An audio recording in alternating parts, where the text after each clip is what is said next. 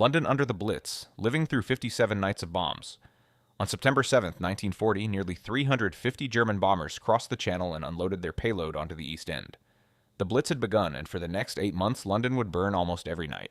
The first night killed over 400 civilians and started fires that burned for 2 days straight. The docks of the East End were the main target, but bombs landed on homes, hospitals, and churches. Whole streets simply ceased to exist by morning.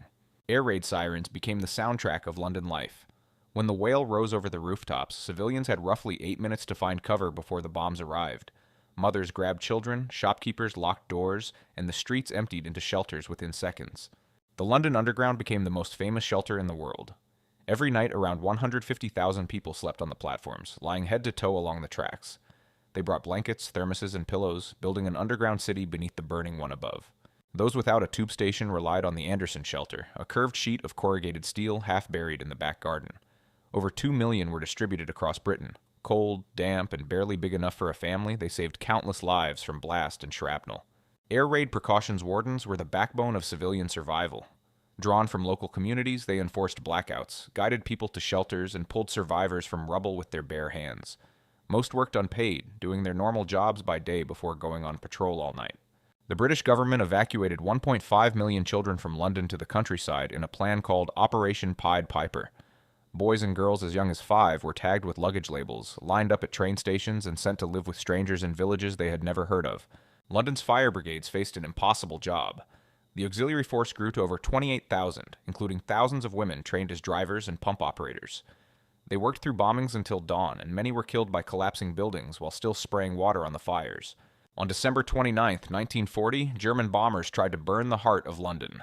Thousands of incendiaries fell across the city, and St. Paul's Cathedral was surrounded by a sea of fire. The volunteers of the St. Paul's Watch climbed onto the dome and shoveled burning bombs off before they could ignite. Daily life adapted in strange ways. Civilians queued for rationed food, made tea on portable stoves in shelters, and pinned blackout curtains over every window before sunset. People joked about the bombs and sang in shelters. They called it the Blitz spirit. The cost was staggering. By the time the major raids ended in May 1941, more than 43,000 British civilians had been killed and over 1 million homes damaged or destroyed. Entire neighborhoods in the East End were reduced to chimneys standing over empty cellars. Despite the destruction, London never broke. War production continued in factories that were still smoking from the night before. Office workers stepped over rubble to reach their desks. Buses kept running, even when streets were blocked, finding new routes around fresh craters every morning. By May 1941, Hitler turned his bombers toward the Soviet Union, and the Blitz finally ended. Londoners emerged from 8 months of nightly attacks, grieving the dead and slowly counting what was left of their city. They had outlasted the worst air campaign in history to that point. The Blitz killed over 43,000 civilians but failed to break British morale or end the war. The shelters held, the wardens kept watch, and the children came home from the countryside. London survived not because the bombs stopped, but because its people refused to stop living between them. Hey, if you've made it this far, you're my kind of person. Hit subscribe and I'll keep the stories coming. Hamburg in the Firestorm, burning alive in their own shelters. In late July 1943, the British and American Air Forces launched Operation Gomorrah against the German port city of Hamburg. 8 days of bombing would unleash the first man-made firestorm in the history of war. The Allies chose Hamburg because of its shipyards, which built U-boats hunting Atlantic convoys. They also chose it for the city's wooden warehouses and dense old quarters, perfect fuel for incendiary bombs. The plan was not just to damage Hamburg, but to burn it to the ground. On the night of July 27th, RAF bombers reached Hamburg under perfect conditions. The air was hot and dry, the city tinder dry from a long heat wave. Nearly 800 aircraft dropped 2,300 tons of bombs in less than an hour, most of them incendiaries designed to start uncontrollable fires. The fires fed each other. As thousands of buildings burned at once, the heated air rose with such force that it created a column of superheated wind, sucking cold air inward from every direction. Hamburg had become the center of a giant chimney, and it was just getting started. Within 20 minutes, the wind speed at street level reached over 150 miles per hour. Trees were uprooted, roofs torn off, and entire walls pulled into the flames. Civilians fleeing through the streets were knocked off their feet by the wind, then dragged by it into the burning core of the city. The temperature inside the firestorm reached 1,500 degrees Fahrenheit. Asphalt streets melted into rivers of black tar, and people running across them sank into their ankles. Cars on the roadside ignited spontaneously. Glass windows ran like water down the sides of buildings. Hamburg's air raid shelters were meant to be safe, but the firestorm turned them into ovens. The doors sealed shut from the heat pressure, the air inside grew unbearably hot, and the oxygen was pulled out through the ventilation shafts. Thousands suffocated where they stood. By dawn, much of Hamburg was simply gone. Around 37,000 civilians had been killed in a single night, and 16,000 buildings had been completely destroyed.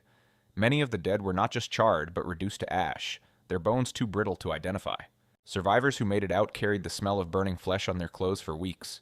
Many were physically untouched but psychologically broken, unable to speak about what they had seen. Hamburg's authorities estimated that over 1 million people fled the ruins in the days that followed.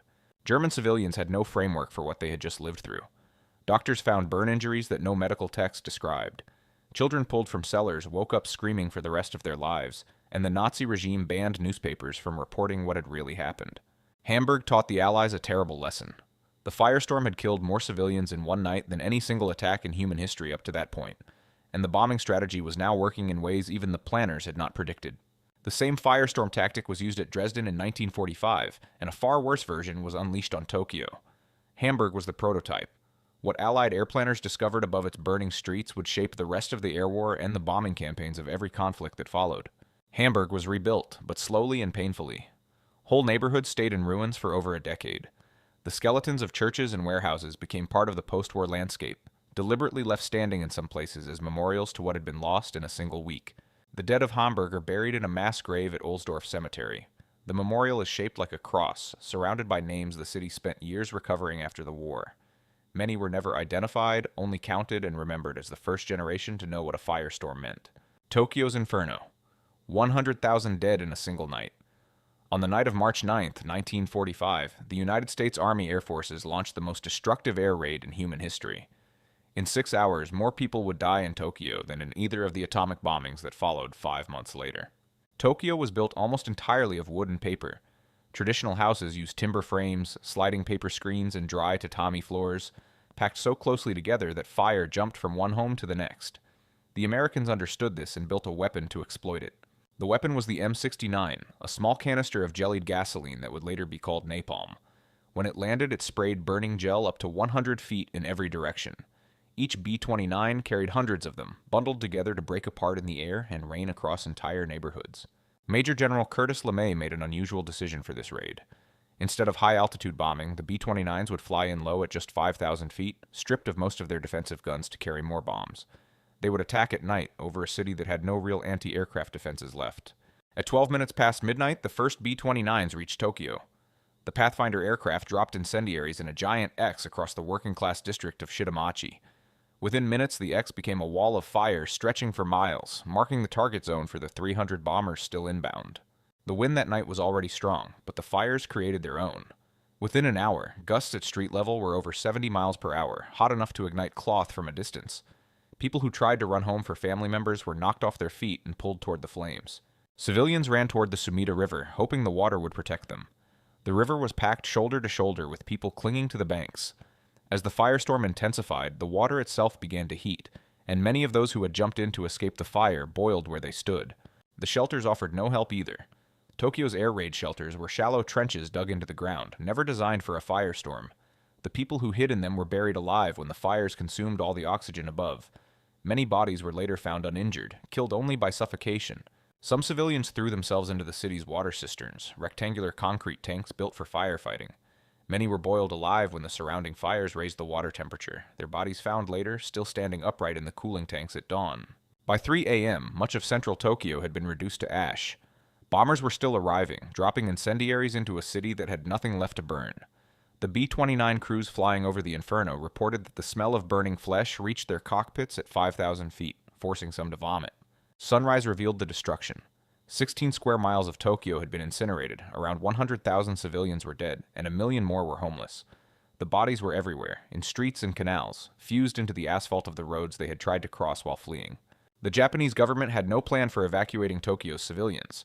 Official policy had been to keep people in the city to fight fires with bucket brigades, an idea that proved tragically useless against napalm. Survivors emerged into a wasteland with no food, no water, and no shelter. Hiroshima's atomic bomb killed around 80,000 on the day it fell, and Nagasaki's killed roughly 40,000. The Tokyo firebombing killed more than both combined in a single night, but the world barely noticed at the time. Conventional bombs did not generate the same headlines. Tokyo rebuilt itself, and most firebombed neighborhoods are now glass and steel skyscrapers. But every March 9th, a small ceremony is held at the Tokyo Memorial Hall, where the ashes of the unidentified victims sit in a single vault. The names are lost, but the ashes still remain. Leningrad's starving millions, 872 days of hunger and ice. In September 1941, the German army cut Leningrad off from the rest of the world. What followed was the longest and deadliest siege of the 20th century, killing nearly 1 million civilians, most of them by starvation. Hitler did not plan to take Leningrad by force, but to starve it to death. German orders stated that the city should be sealed off, all supplies cut, and the population left to die. Soviet defenders held a thin perimeter, but no food was reaching the 3 million people trapped inside. By November 1941, the bread ration for civilians had fallen to just 125 grams a day, less than half a small loaf. Even that was stretched with sawdust, cellulose, and ground tree bark. People stood for hours in the snow for their share, and many died on their feet before reaching the counter. Civilians ate anything they could chew. Wallpaper paste was scraped off walls and boiled into thin soup. Leather belts and shoes were cut into strips and simmered for hours.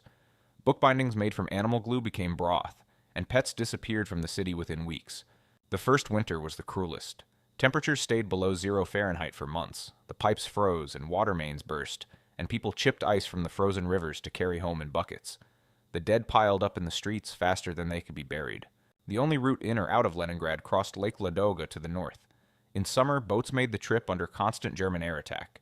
In winter, when the lake froze hard enough to support trucks, a route called the Road of Life carried supplies in and refugees out, often under bombing. Trucks broke through the ice constantly. Drivers learned to keep their doors open and one foot on the running board, ready to leap clear if the surface gave way. Hundreds of trucks were lost and hundreds of drivers drowned, but for every truck that crossed, dozens of Leningraders ate that day. Inside the city, the dead became part of daily life. Children pulled the bodies of their parents on sledges through the snow, sometimes for days before reaching the mass graves. Photographs from that winter show snowdrifts that turned out to be human bodies under the ice. Hunger pushed some over the edge. Leningrad police arrested over 2,000 people during the siege for cannibalism, most of them ordinary civilians driven to it by starvation. Those caught killing for meat were executed, and others were sent to camps. Court records called the crime simply eating meat. In one Leningrad apartment, a young girl named Tanya Savacheva kept a small notebook. As her family died one by one, she wrote a single sentence for each. Mother died May 13, 1942. Uncle died March 13th. The Savachevas are dead. All are dead. Only Tanya is left. She herself died 2 years later. Even as starvation killed thousands a day, Leningrad refused to give up culturally. Schools held classes in unheated rooms, students wearing coats and gloves. Theaters performed for half-empty halls of skeletons in the audience. The city was dying, but refused to act as if it were already dead. In August 1942, Shostakovich's Seventh Symphony was performed inside besieged Leningrad. The orchestra was assembled from starving musicians, some too weak to hold their instruments. The performance was broadcast by loudspeaker over the German lines. The message was simple: "We are still here." The siege finally lifted in January 1944, after 872 days. Soviet forces broke the German encirclement and rolled supply trains straight into the city. People wept in the streets as the first real bread in years was unloaded from the trucks. Leningrad had survived at a cost beyond counting. Around 1 million civilians died in Leningrad, more than the combined civilian dead of Britain and the United States in all of World War II. The survivors of 872 days of hunger never spoke of it the way other veterans spoke of combat. They had lived through something colder. If you enjoyed this video, hit the subscribe button for more. Drop your thoughts in the comments below and see you in the next one.